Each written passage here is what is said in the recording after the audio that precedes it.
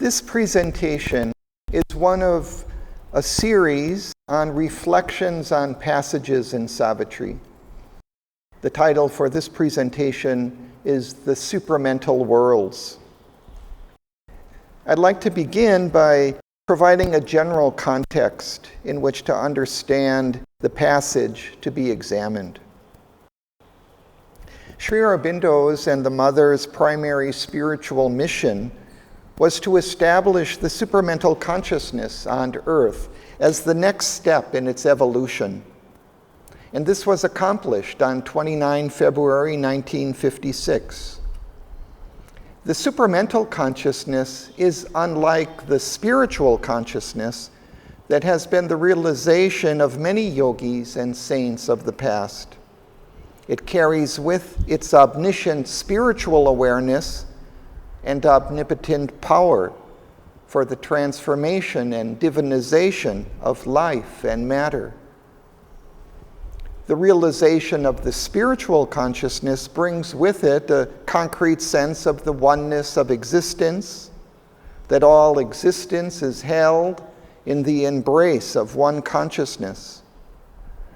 But that infinite conscious awareness is a passive support and witness of the diversity and movement of existence that continues in its own usual rhythm and with its usual limitations and defects.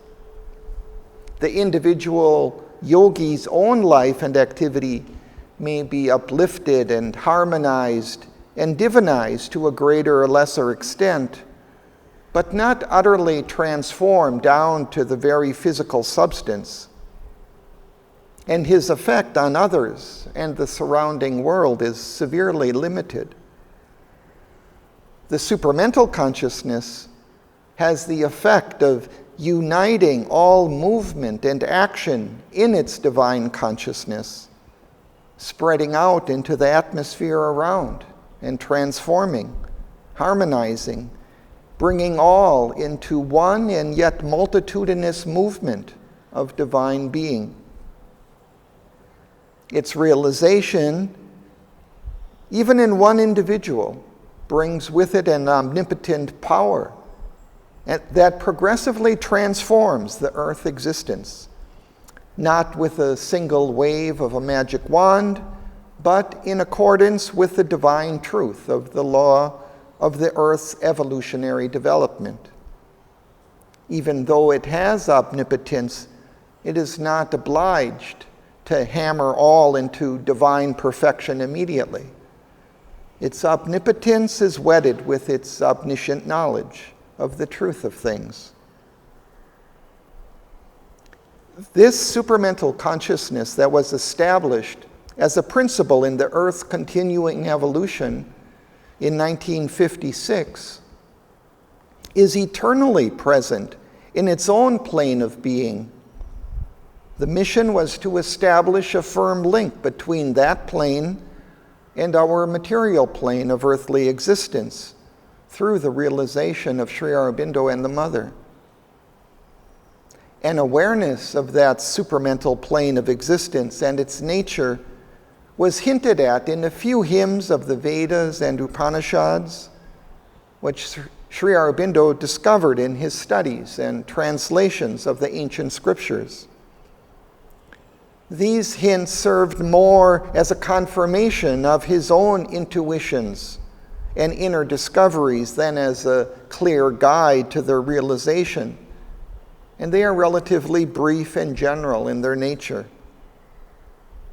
As Sri Aurobindo's realization of these realms enlarged, he described them in considerable detail in both his prose writings and in Savitri.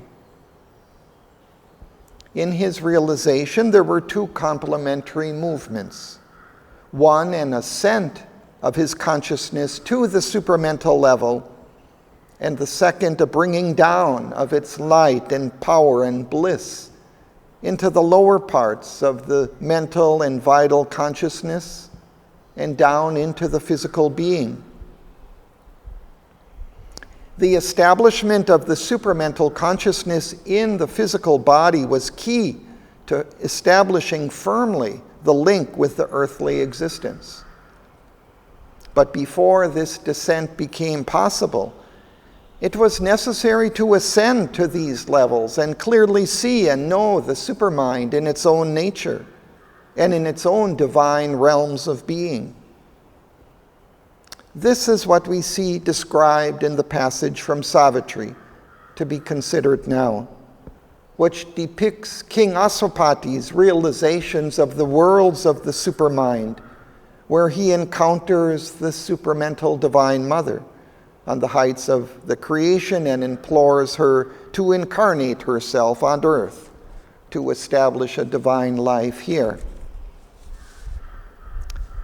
The passage we will examine comes in Book 3, the Book of the Divine Mother, Canto 3, the House of the Spirit and the New Creation.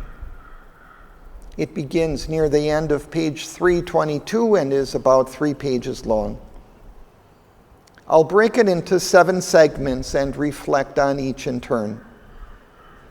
In a general sense, it describes the primary nature of supermind as a divine oneness, grounding, supporting, and unifying a divine diversity of existence. The diversity of existences are thoroughly divinized in their conscious unity with the one divine being.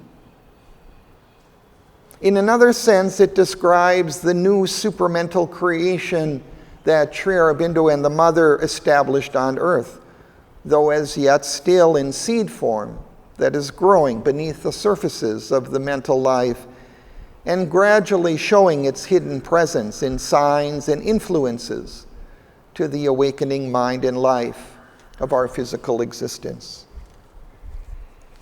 The passage begins. Then suddenly there came a downward look, as if a sea exploring its own depths. A living oneness widened at its core and joined him to unnumbered infinite multitudes. A bliss, a light, a power, a flame-white love caught all into a soul immense embrace.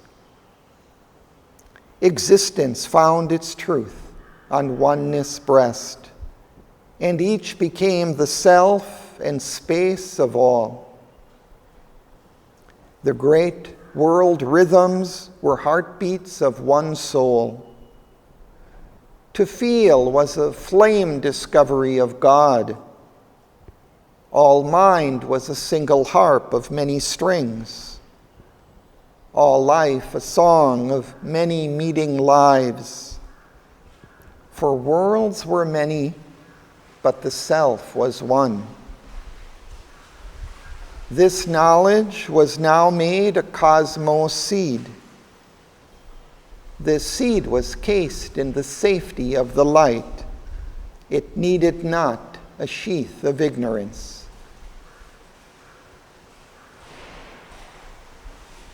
It is noteworthy that this passage comes in the canto of the poem titled The House of the Spirit and the New Creation.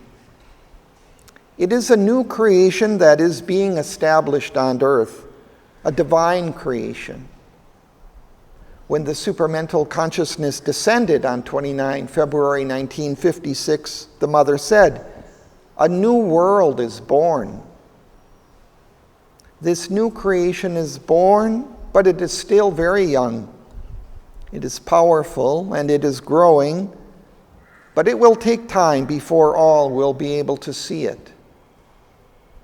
On 24th April 1956, she said, "It is at work here, and one day will come when the most blind, the most unconscious, even the most unwilling shall be obliged to recognize it." The Mother gave spiritual significances and names to approximately 900 flowers. One of them she called the new creation. Along with names, she usually provided a brief comment or message about the flower's significance. But elsewhere, too, the names that were provided were sometimes used in the writings of Sri Aurobindo and the Mother, and their significances were elaborated. Many such extracts from the writings have been included in the 2-volume work, The Spiritual Significances of Flowers, which also gives the Mother's names and messages for the flowers and provides photographs for many of them. Their comments on the new creation quoted there are interesting. First, Sri Aurobindo's. The only creation for which there is any place here is the supramental, the bringing of the divine truth down on the earth, not only into the mind and vital, but into the body and into matter. And then the Mothers. For centuries and centuries, humanity has waited for this time. But it is difficult. I don't simply tell you that we are here upon the earth to rest and enjoy ourselves. Now is not the time for that. We are here to prepare the way for the new creation. You must strive. You must conquer all your weaknesses and limitations. Above all, you must tell your ego, your time is over. We want a race that has no ego, that has in place of the ego the divine consciousness. That is what we want. The divine consciousness which will enable the race to develop itself and the supramental being to take birth. Both their comments insist on the necessity to establish in ourselves the conditions for the supramental consciousness to descend into us, to put aside all other considerations, all other distractions and petty egoistic pursuits. When we look at the passage in Savitri, we see the nature of this new creation as a oneness widening to embrace unnumbered multitudes.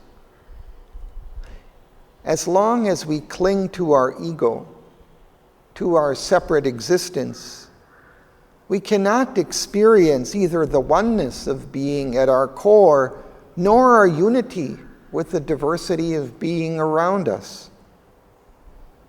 Thus the need for tapasya, disciplined spiritual action, and the relinquishing of our ego. Sri Aurobindo describes the dynamic nature of this oneness at our core as a bliss, a light, a power, a flame-white love. This is not a passive state of pure being or awareness, but rather a dynamic conscious power that embraces all in its love.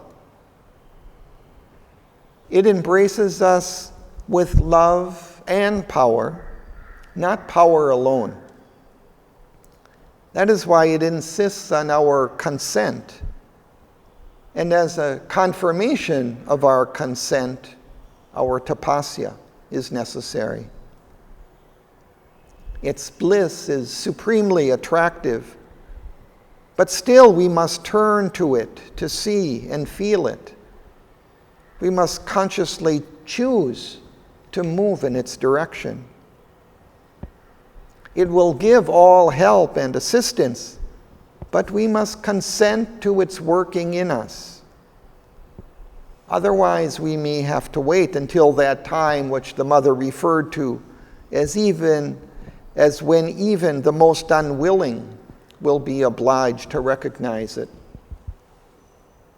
For those who fully commit themselves to this divine opportunity, she has said that the time has come when some beings among the the elite of humanity, who fulfill the conditions necessary for spiritualization, will be able to transform their bodies with the help of the supramental force, consciousness, and light, so as no longer to be animal men, but become supermen.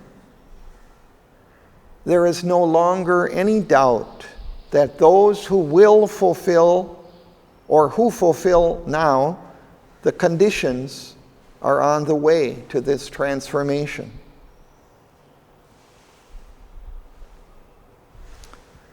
The last 4 lines of this part of the passage are particularly intriguing.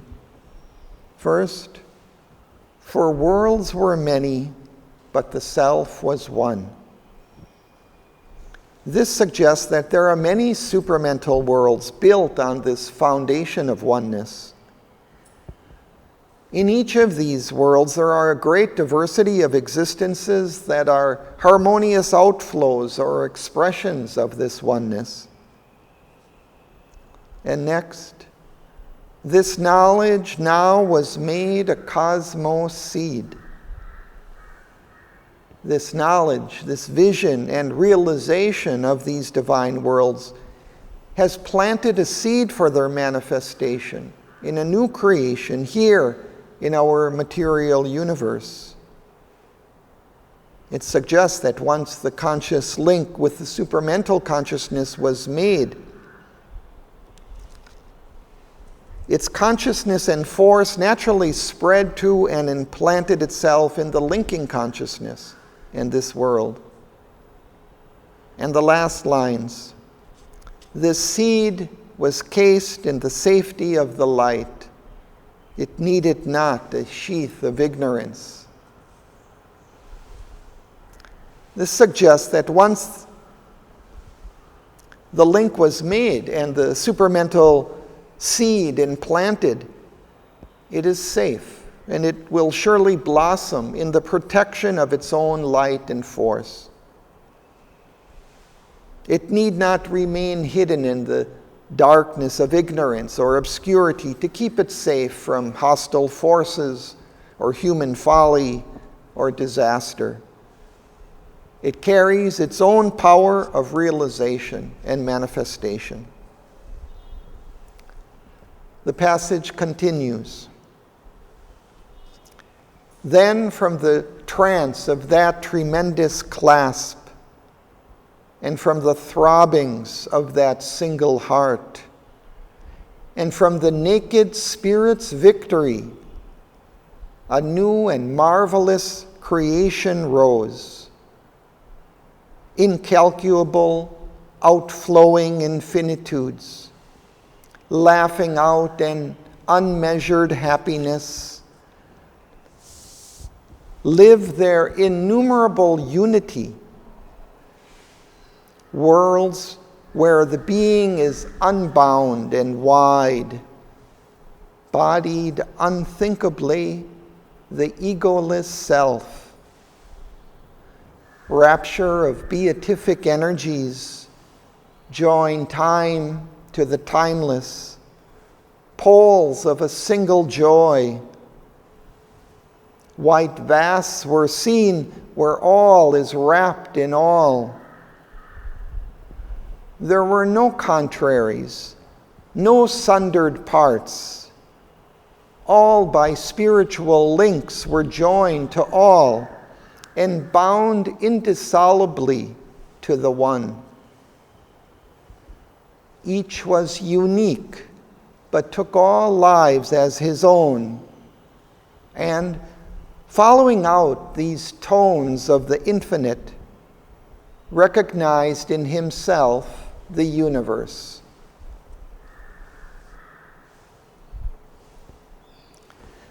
We should try to appreciate the difficulty of expressing such a realization of oneness in diversity in language. It's perhaps easier for us to understand that underlying the diversity of things in the world, there is a oneness, something like the ocean underlying its many waves. Mentally, we can abstract a oneness that underlies things and holds them together as a whole, but we still divide. We have the oneness on one side and the diversity on the other. It's difficult to conceive both simultaneously in the same place. The supramental worlds are not simply many different worlds united in an underlying oneness. They are simultaneously the one sole being and a unique expression of it.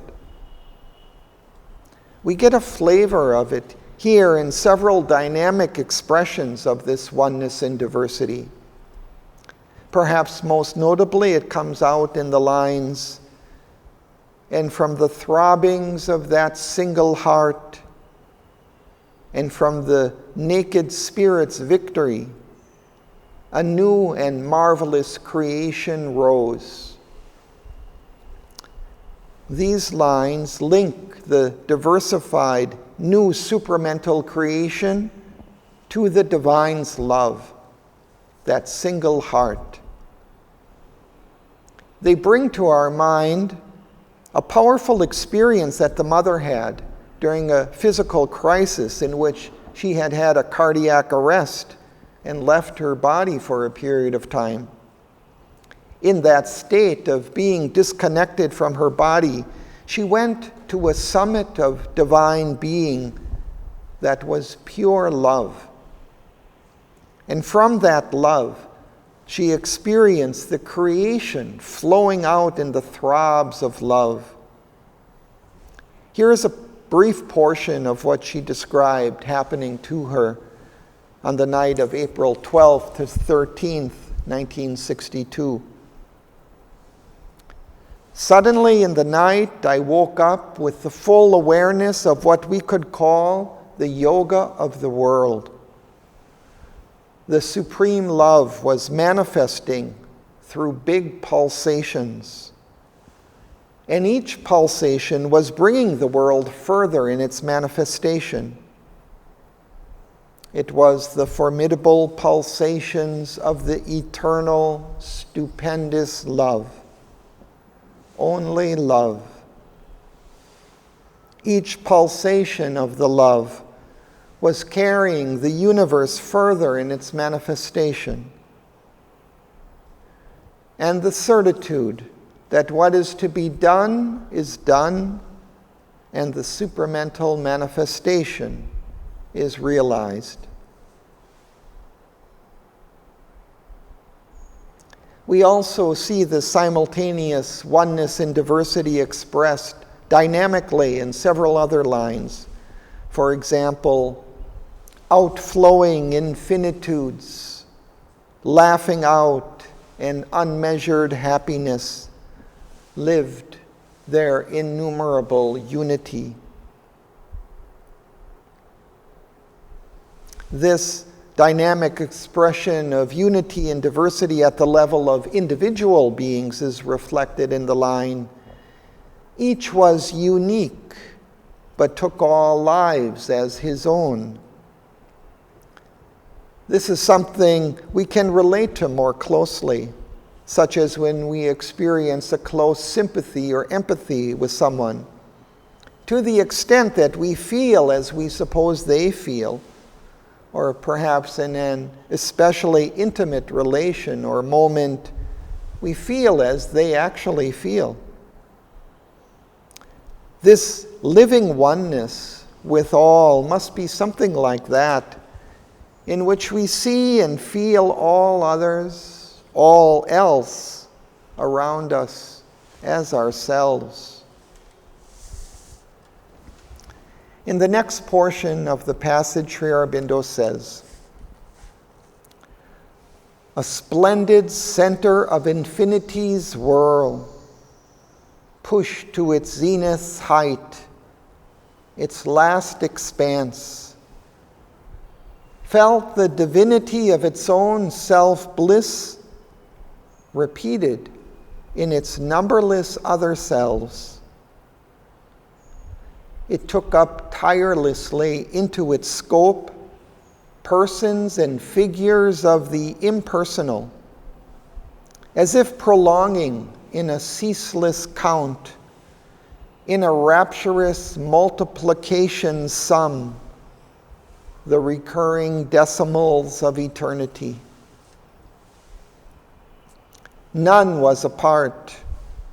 None lived for himself alone. Each lived for God in him and God in all. Each soulness inexpressibly held the whole. Here are two sentences describing the simultaneous oneness and diversity of the supermind. The first, long and complex and cosmic in its scope. The second, short and personal and relatable. The first expresses supermind as the center of infinity's whirl, feeling itself bliss, repeated in numberless other selves. As an analogy, we can imagine a spiral galaxy with a bright flaming center surrounded by stars. But this cosmic whirl is pushed to its extreme height and farthest expanse. We might imagine each star in such a far-flung galaxy flaming with the same absolute bliss which is displayed in its bright center, and the center enjoying its bliss repeated in its innumerable stars fanned out around it. And then Sri Aurobindo illustrates the simultaneously impersonal and personal aspects. It takes into its scope an infinity of persons and figures expressing its impersonal existence. In our analogy, we might imagine an amorphous cloud of intense bright energy at the center of the galaxy, indistinct, and in that sense impersonal, surrounded by discrete stars of various distinct sizes and colors and compositions, and thus personal. But the galaxy is one being. The center and its stars are inseparable, just as they are seen and known in one vision of the whole. As each of the innumerable stars uniquely expresses the galaxy's substance and being, so do the cosmic beings, innumerable forms and living creatures, express it, as if the repeating decimals of a number extending to infinity. The second sentence we can relate to more directly, for we can imagine living for God, who exists both in ourselves and others, rather than living for ourselves alone.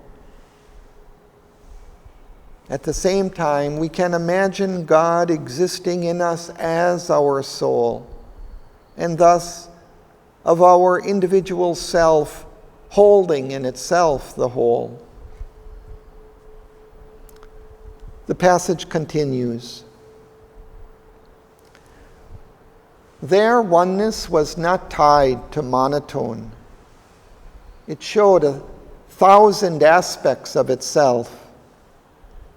Its calm, immutable stability, upbore on a changeless ground, forever safe, compelled to a spontaneous servitude, the ever-changing incalculable steps, the seeming reckless dance's subtle plan of immense world forces in their perfect play.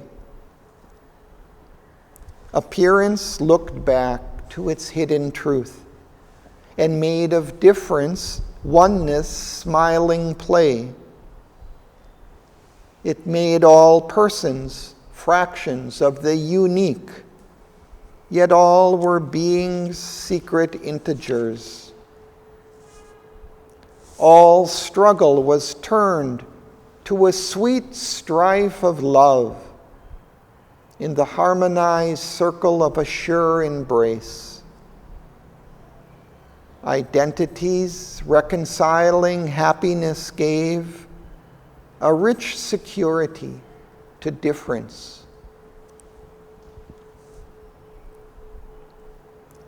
Here the same theme is imaged in a variety of new ways.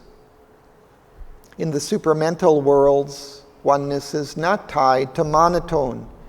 It has thousands of aspects, thousands of movements, and yet each aspect, each movement is united in one perfect play. There is at the center a stable, calm immutability, which is the changeless ground for a seemingly reckless dance, for the play of immense world forces, compelled to a spontaneous servitude. This servitude to the truth is the natural condition of the diversity in Supermind. And it is the reason behind the necessity in yoga for our surrender to the divine, for the need to relinquish our desires and our own self-will. In the supramental worlds, this surrender, this servitude is not difficult or even an effort. It is the spontaneous condition of all beings and things. Another mathematics analogy here likens the individuals of the diversity to fractions of the one being, and at the same time, its integers, representations of its wholeness of being. It's illogical, perhaps, or an equation of supramental logic. And then follows another perspective on this enigma, which is close to our experience, of all struggle being experienced as a sweet strife of love, taking place in a harmonized circle of a sure embrace. And then the happiness of identification with others, giving a rich security to the concurrent experience of one's differences from them. And as an analogy, when we are very close friends with someone, we can point out their differences and their faults because the friendship is secure.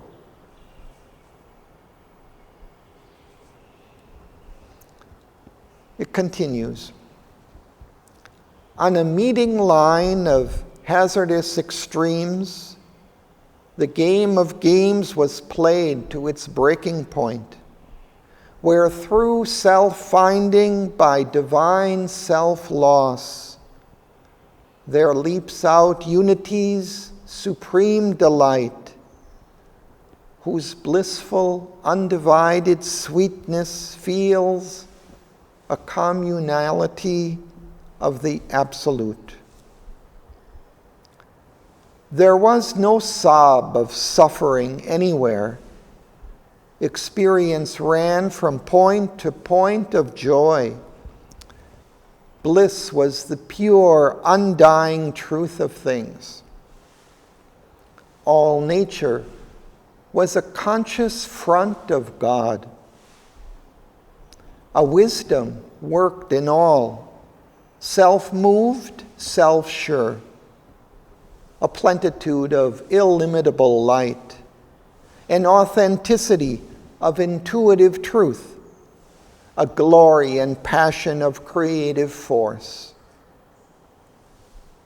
Infallible, leaping from eternity, the moment's thought inspired the passing act. A word, a laughter, sprang from silence breast, a rhythm of beauty in the calm of space, a knowledge in the fathomless heart of time.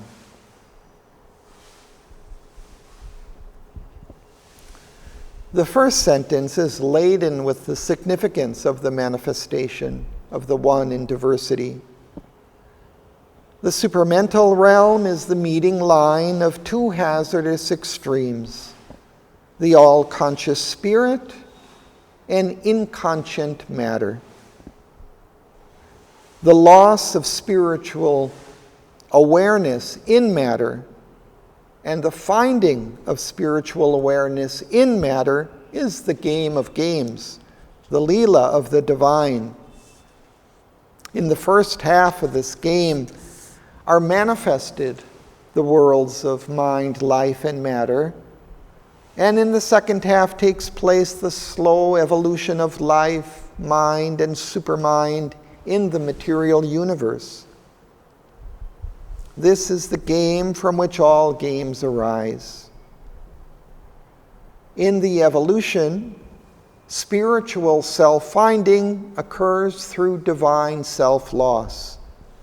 That is, through the loss of ego, one's sense of being a separate being. This is the rationale for spiritual surrender, for self-sacrifice. It is how we find our true self. In the unity with the self that ensues, there arises supreme delight, a blissful, undivided sweetness, a communality of the absolute.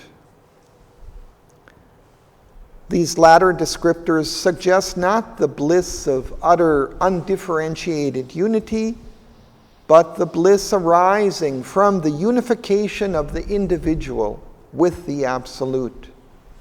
That is what brings its sweetness and communality. If there is a purpose for the manifestation of the one being in a diversity of beings, it is this blissful sweetness and communality. The second sentence briefly but picturesquely asserts that in these worlds, suffering is absent, that all experience is a movement from joy to joy, and that bliss is the very nature of things. And next comes a powerful statement. All nature was a conscious front of God. This affirms that everything in these worlds, from the substance of things to the activities taking place to the beings who live there, are conscious with the consciousness of God. They are pure, conscious expressions of the divine being. And being divine, they are instinct with divine wisdom, light, truth, and power. Each moment's thought, each passing act leaps infallibly out of the eternal. Out of the silence springs the word, a laughter, a rhythm of beauty. Here the word and a laughter can be understood as representing general principles. The word meaning any expression of significance, and a laughter representing all joy and delight. The united one and many is depicted as a joyous movement flowing out of an eternal stillness. Divine knowledge is embedded in the heart of time and is expressed in each passing moment.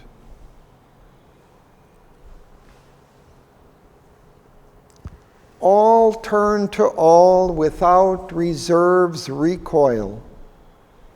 A single ecstasy without a break. Love was a close and thrilled identity in the throbbing heart of all that luminous life.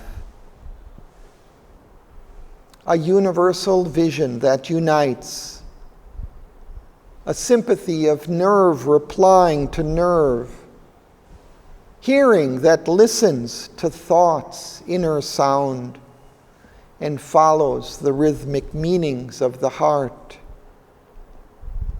A touch that needs not hands to feel, to clasp. Were there the native means of consciousness and heightened the intimacy of soul with soul. A grand orchestra of spiritual powers, a diapason of soul interchange, harmonized, a oneness deep, immeasurable.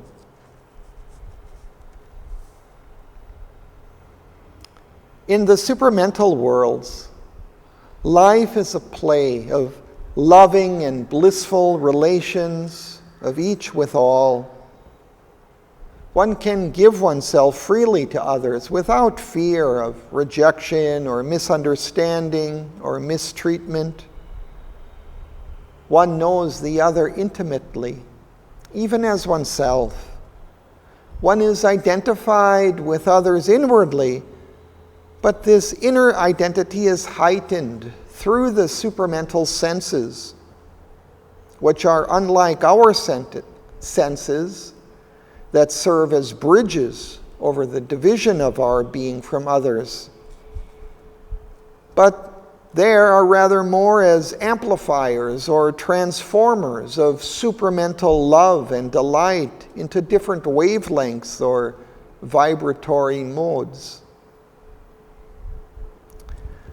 Sri Aurobindo depicts a sympathy of nerve replying to nerve, a hearing that listens to thought's inner sound, and a touch that needs not hands to feel, to clasp, heightening the intimacy with others.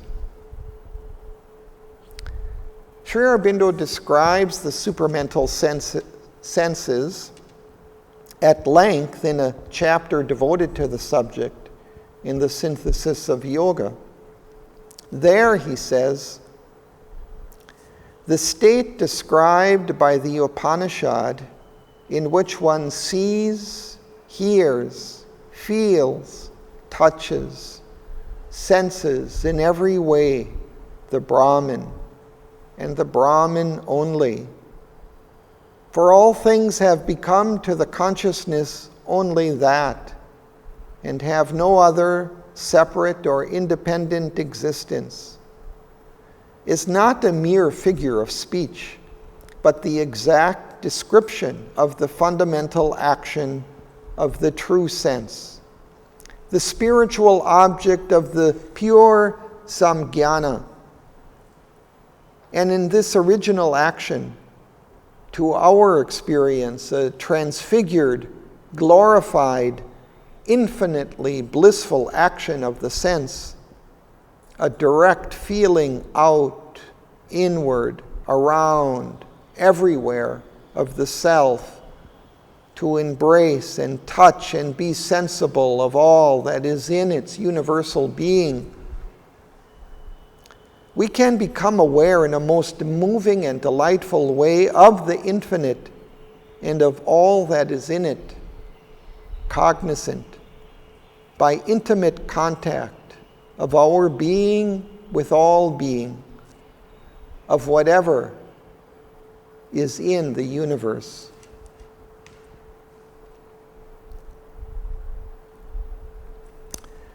The last three-line sentence of the passage beautifully explains that all these supramental senses work seamlessly together like a grand orchestra, creating a diapason of soul interchange. A diapason is the full, rich outpouring of melodious and harmonious sound. Everything in the Supermind is like this, perfectly harmonized, uplifted to divine heights, revealing the wonder and bliss of a diversified divine life.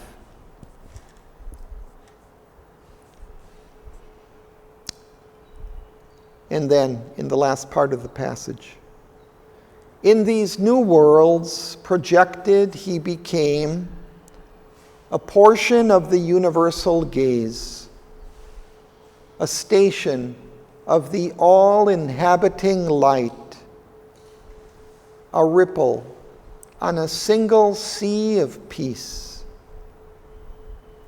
His mind answered to countless communing minds. His words were syllables of the cosmos speech. His life a field of the vast cosmic stir. He felt the footsteps of a million wills moving in unison to a single goal. A stream ever newborn that never dies, caught in its thousand-fold current's ravishing flow, with eddies of immortal sweetness thrilled. He bore coiling through his members as they passed, calm movements of interminable delight, the bliss of a myriad myriads who are one. In this last portion of the passage, there is a shift in perspective that takes place. The previous passages describe the worlds of Supermind objectively, as if by an outside observer or narrator. Here the perspective shifts to that of Aswapati living in these worlds. It describes what he subjectively feels and experiences as he walks and talks and interacts with others in these worlds.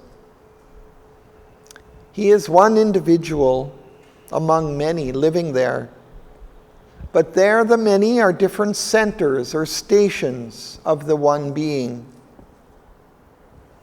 It is thus that he becomes a portion of the universal gaze, a station of the all-inhabiting light, a ripple on a single sea of peace.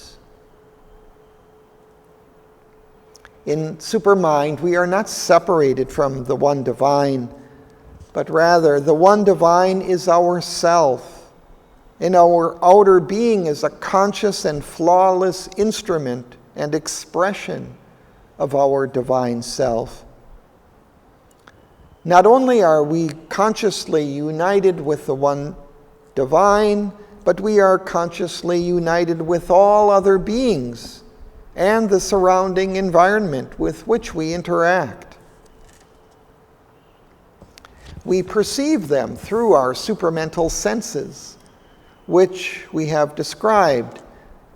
We see and feel and intimately know their inner truth, what they represent of the same one divine, what they represent in their relation to ourselves, what common work or play or enjoyment is to be expressed in their relation with us. The next lines elaborate on this oneness and diversity at the level of mind, the life energy, and the will.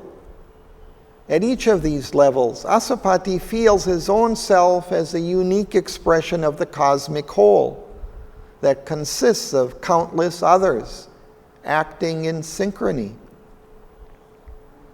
Sri Aurobindo devotes one of the lines to Aswapati's words, which he compares to the syllables of the cosmos speech. It suggests his words are expressions of the speech of the cosmos.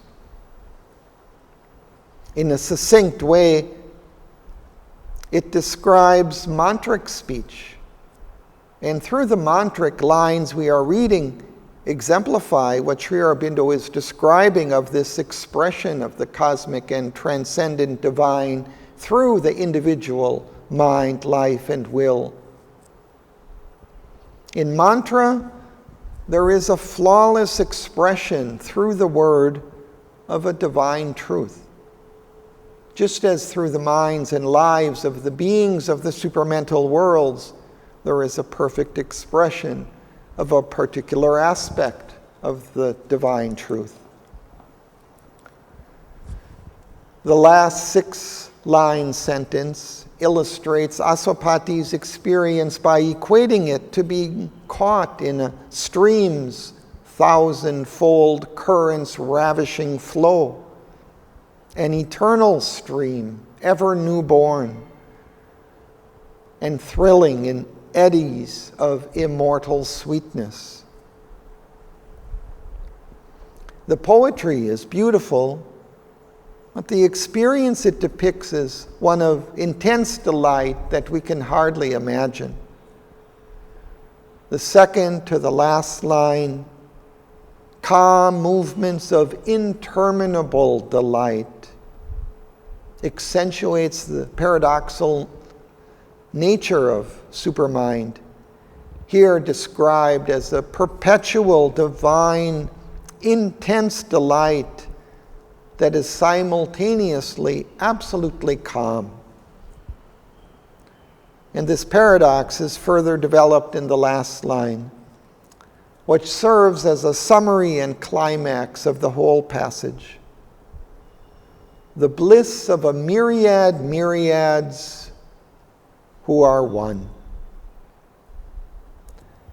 These numberless supramental worlds, with all their myriad forms and activities, are the harmonious, blissful flow from the one divine being. Each world and each movement is fully conscious of the one and the all. Each is enjoying the blissful oneness and the delightful variety of its infinite individualities.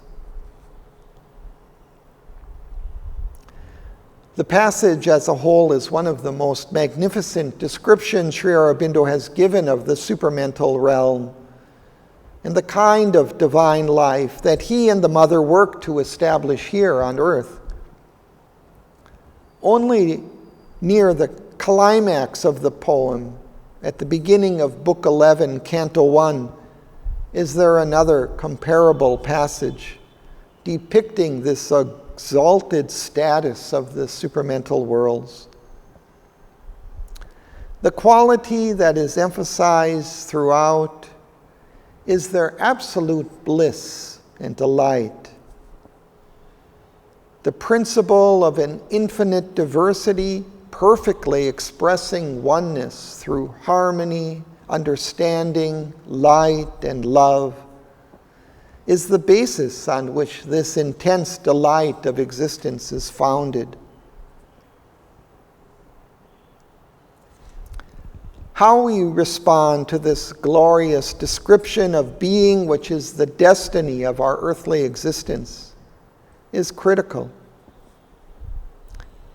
It is easiest to brush it aside as irrelevant because it is so unlike our own difficult, conflict-ridden lives. It is just a poem after all, and we don't have that much time for poetry. We have pressing practical concerns that we have to deal with. On the other hand, we can take it as a wake-up call, as a marvelous revelation of what we can wake up to in our own life, as a wonderful opportunity that is calling us. As I explained at the beginning of the presentation, this supramental consciousness was established as a principle on Earth back in 1956, and it is growing and infiltrating the Earth consciousness. The Mother has said, in fact, everything that is ready to receive even a particle or a particular aspect of the supramental consciousness and light must automatically receive it. This is its very nature, to spread, to take all diversity into its oneness, not to abolish it, but to fulfill it. to perfect and harmonize and unify each uniqueness in its indivisibility. And while it will adapt itself to our limitations and lead us slowly or quickly to its oneness, the Mother says, the more total the consecration and the intenser the aspiration, the more integral and intense can be the result. This variegated bliss that Sri Aurobindo has described so eloquently in this passage of Savitri can be ours if we choose, if we turn to it and not look away, if we progressively give ourselves to play this game of games to the breaking point.